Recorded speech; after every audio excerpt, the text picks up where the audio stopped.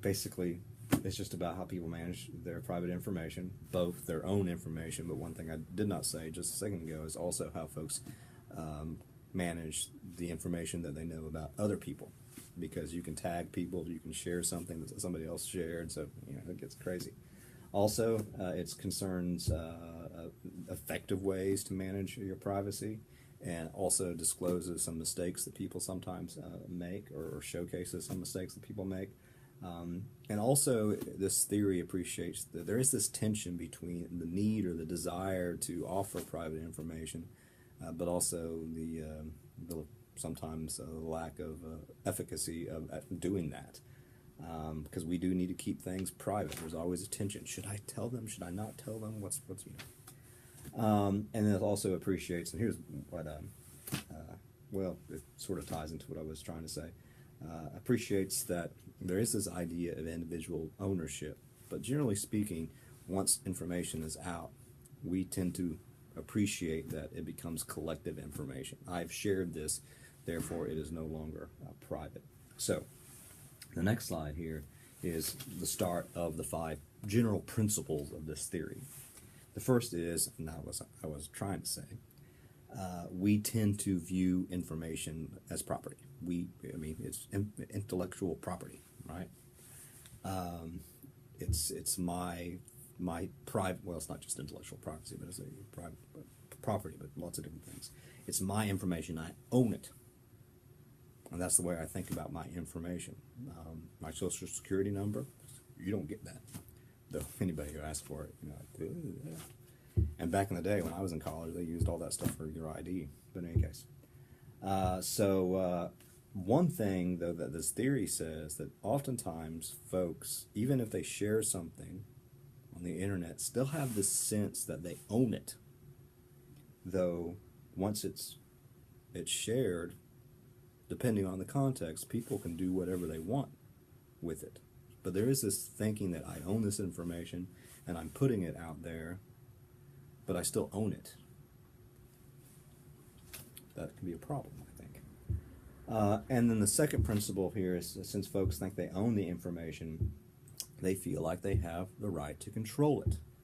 That only I can share it, or only I can let this person know it, this person know it, this person know it. But that's not how things oftentimes work.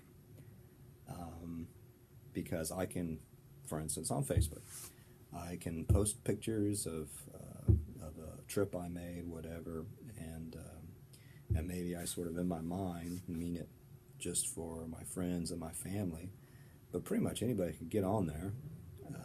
If they're friends with me, or even if they're not friends with me, I think they can still search me, because I don't think I'm as private as I should be. Find my pictures and do whatever they wanted to with them. But so we have this sort of the sense that we should be able or can control this information, but not so much.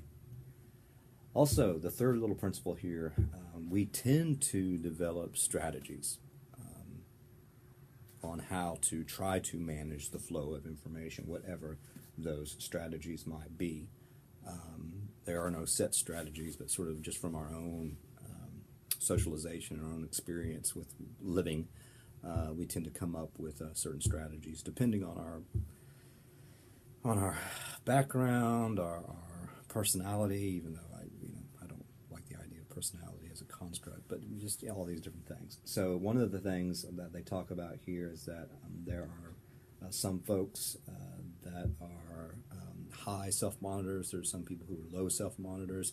So there are some people who are really sort of good at monitoring and controlling their own communication, and then so they'll think, oh, I know I should not disclose that because maybe, and then you have folks who are low self-monitors, like, I don't care, I'm going to let everybody know every little thing about me. Then there's cultural expectations. There are cultural rules of what we should disclose and not disclose, both face-to-face but also CMC. All that stuff is blurred together by now. And so there is some stuff in here, but we all know, for instance, if we meet somebody for the first time, it's always that uncomfortable moment when people start telling us all their entire life story. It's like, oh, I don't want to know that, because it's against the cultural norms. We usually don't disclose heavy-duty stuff when we first meet people. There's also gender differences. We had in my day class, we had an interesting discussion about this, issues of privacy and what men oftentimes can get away with and women cannot in disclosing information. I mean, just look at the presidential election, but there's some gender differences, obviously, in rules of so-called privacy and appropriateness and politeness and blah, blah, blah, blah, blah, all that crap. And then there is this idea that we do this sort of risk benefit ratio idea, and that is oftentimes we sort of, maybe it's, I don't know how strategic we are about it, but what is the risk of me disclosing this information? What benefit will I get from it? So if the benefit obviously is greater than the risk, I might do it. If I feel the risk is greater than the benefit, maybe not. And then oftentimes there are critical situations where somebody has been stalking us. I don't know. So we become very, very, very careful about the information that we offer. I'm getting all choked up because I like this so much. I do, actually. Iced tea. Return of Xander Cage. This is cross-promotion. I saw the reviews of this movie. Apparently it's terrible. Did you see that I was nominated for an Academy Award for Best Supporting Actor in my own online lectures? Okay. Next thing.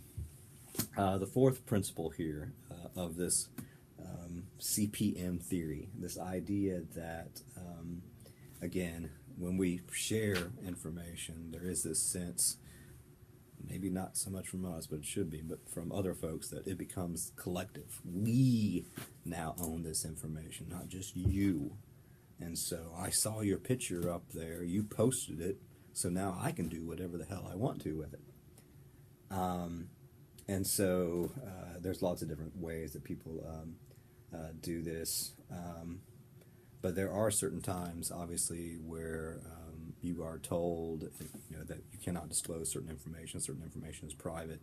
I'm told all the time that I can't disclose certain information about job stuff. But then there's certain things that you can disclose. So we're still sort of dealing with, thinking about issues of confidentiality, but still, if something's out there, a lot of people think we now own this information.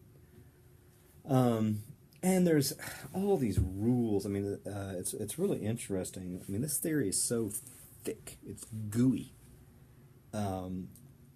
Basically, it talks about how, again, through our socialization, lots of different things, we come to understand and how to manage certain information, whether it's public or private, confidential or not confidential. And so there are these, what this says is there's three types of sort of measure tapes, they call them, to the extent to which individuals consider the three types of collective boundary management rules when interacting on particularly diary-based social networking sites like Facebook or whatever. Here's my life, blah, blah, blah, blah, blah, blogs. First it says, from this instrument it is possible to assess boundary permeability, stuff gets through it, permeability or not, rules that identify which individuals are more public or private about the depth and breadth of their disclosure. Okay, so basically they use the instrument to see how much information. This makes no sense.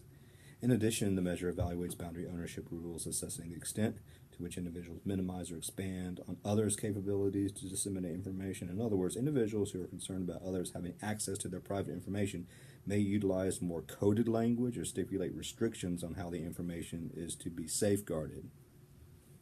So people do use code and stuff like that in situations like that. Finally, boundary leakage, that's linkage, Rules isolate the characters of individuals, sharing common interests and stuff like that contribute to an individual making decisions to engage in either more or less privacy management.